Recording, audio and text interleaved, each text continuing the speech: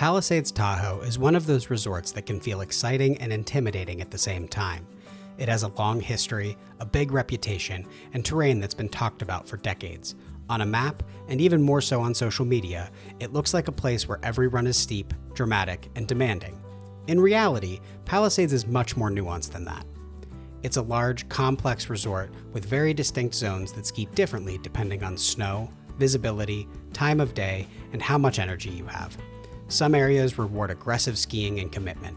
Others are more relaxed, more social, or better suited to cruising and mileage. For this video, I'm focusing specifically on the Palisades side of the resort. Alpine Meadows has its own character and deserves a separate video. Palisades rewards skiers who are a little thoughtful about where they spend their time. You can absolutely chase famous runs, stand in long lines, and ski something once just to say you did it.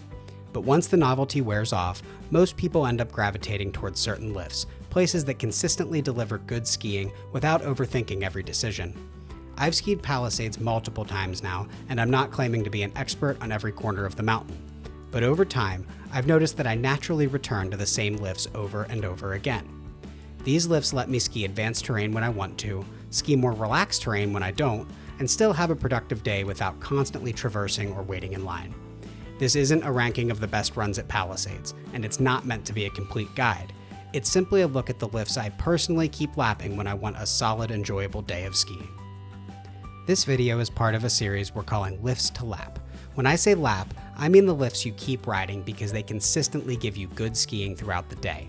At big, iconic resorts like Palisades Tahoe, lift choice matters.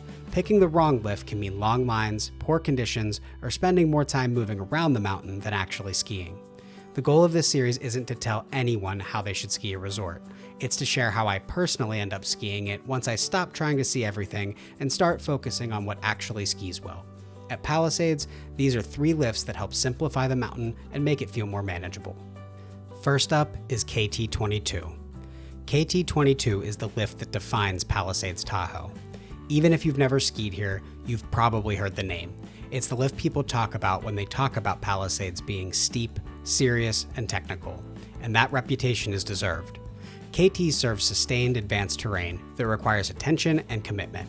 There are no easy bailout groomers and very little terrain that feels casual. What makes KT such a good lift to lap is that the terrain is consistently challenging and varied. The pitch is steep enough to stay interesting, but it's not a single uniform wall. You have faces, chutes, and subtle variations that change how each lap skis.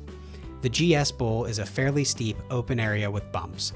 This is one of my favorite areas to get acclimated to skiing bumps and steeper terrain for the day. The nose and fingers runs add some more diversity. Each finger skis slightly differently depending on snow depth and how filled in things are. They are also right under the lift for some added pressure and an audience. Challenging runs on the west face like Chute 75, Mosley's, and Rock Garden push things further and are part of what gives KT its reputation. KT also skis very differently depending on visibility.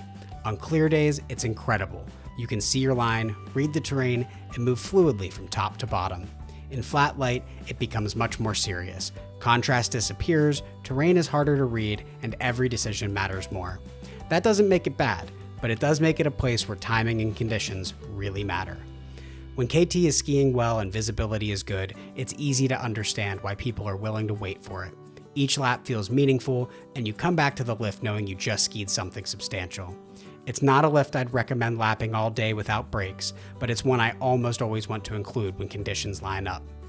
KT can definitely get crowded, especially on powder days, weekends, and holidays, but you will probably find that it's worth it. Next up is the Shirley Lake Express. Shirley Lake Express sits at the opposite end of the spectrum from KT22, and that's exactly why it works so well. This is not an advanced-only lift. It serves a large amount of blue terrain, and it's one of the most popular areas on the mountain for families and less aggressive skiers. But that doesn't mean advanced skiers should ignore it. What makes Shirley Lake such a good lift to lap is how balanced and flexible the terrain is. The blues off Shirley are well designed. They're wide enough to be comfortable, but not so flat that they feel boring. They're great for cruising, warming up, or just giving your legs a break. At the same time, there are steeper sections and ungroomed edges that keep things interesting. You can ski the same run multiple times and choose a slightly different approach each lap. This is also one of the best lifts at Palisades for skiing with mixed abilities. If I'm skiing with someone who doesn't want to be on steep, technical terrain all day, Shirley Lake becomes a natural meeting point. We can ski together without anyone feeling pushed or held back. For advanced skiers, Shirley works well as a reset. It's a place to regain rhythm after skiing something more intense or to rack up mileage when legs are tired. Shirley Lake may not be the lift people travel across the country for, but it's one I consistently enjoy returning to. It keeps the day flowing and makes Palisades feel more relaxed and accessible. Next up is Granite Chief. Granite Chief is one of the most interesting lifts at Palisades, not because it's fast or flashy, but because of the terrain it serves. This area feels a little removed from the main base and crowds. The lift itself is slower, and that changes the pace and feel a bit.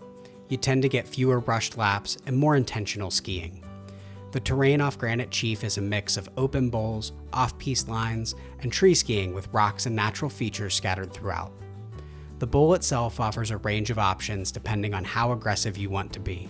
You can ski relatively open lines, or you can hunt for steeper pitches. What makes this area particularly fun is how much choice you have. There isn't one obvious right way down. You can adjust your line each lap based on snow quality, visibility, or how adventurous you're feeling. The trees off Granite Chief are another highlight. They contain rocks and tight sections that reward good line selection. This is a lift where snow coverage matters. When things are filled in, it skis well. When coverage is thin, it requires more attention and restraint. Granite Chief is also a great example of a lift that advanced skiers appreciate more over time.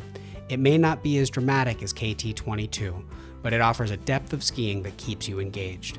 Because the lift is slower, it's not always the place to rack up quick vertical, but when conditions are good, it's one of the most satisfying areas to spend extended time.